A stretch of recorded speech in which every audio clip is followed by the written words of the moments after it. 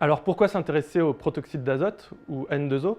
Eh bien, il s'agit d'un puissant gaz à effet de serre, environ 400 fois plus impactant sur le réchauffement climatique que le CO2.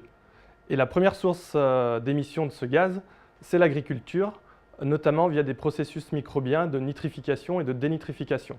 Alors ces phénomènes, ils sont fortement liés à la présence d'azote minéral dans le sol, et notamment l'utilisation d'engrais azotés. Donc une piste pour limiter ces émissions serait de réduire la fertilisation azotée en la remplaçant en partie par d'autres sources d'azote, telles que celles apportées par des légumineuses. Et les objectifs du projet Legenges étaient donc de chiffrer les économies d'azote permises grâce à l'introduction de légumineuses dans les systèmes de culture et d'en évaluer les impacts sur ces émissions. Alors pour cela, nous avons mobilisé des résultats expérimentaux dans lesquels des mesures d'azote du sol et des plantes avaient été réalisées dans différentes situations en comparaison avec ou sans légumineuses, que ce soit des légumineuses en culture intermédiaire, en culture principale ou en culture associée. À partir des flux d'azote mesurés, on a pu estimer les émissions de N2O grâce au facteur d'émission du GIEC, le groupe d'experts intergouvernemental sur l'évolution du climat. Et on a pu prendre en compte l'ensemble des postes d'émission, à savoir des émissions directes provenant de l'azote contenu dans les résidus de culture ou apportés par les engrais, et des émissions indirectes, produites soit en amont de la parcelle lors de la fabrication des engrais, ou de l'azote perdu soit par volatilisation, soit par lixiviation. Donc, cette approche, nous l'avons ensuite comparée à des mesures directes d'émissions au champ lorsque c'était possible, ou encore à des résultats de simulation, de modèles de simulation.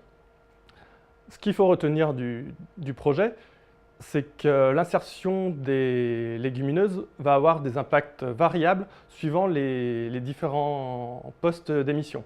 Par exemple, les légumineuses vont augmenter les émissions liées à l'azote contenu dans leurs résidus, mais en contrepartie, cet effet négatif va être contrebalancé par la réduction des émissions de N2O liées finalement à tous les postes impactés par la réduction de la fertilisation.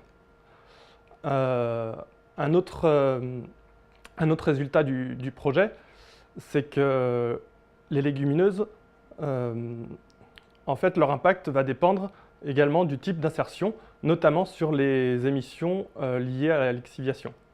Donc en conclusion, il est important de prendre en compte l'ensemble des différents postes d'émissions de N2O afin de prendre en compte, d'avoir une évaluation globale et de prendre en compte les différents effets antagonistes. Et donc l'insertion des légumineuses dans les systèmes de culture permet de réduire les émissions de N2O, à condition toutefois de bien prendre en compte les économies d'azote rendues possibles par les légumineuses et en adaptant les pratiques culturales ces pratiques culturales de manière à limiter les pertes par lixiviation.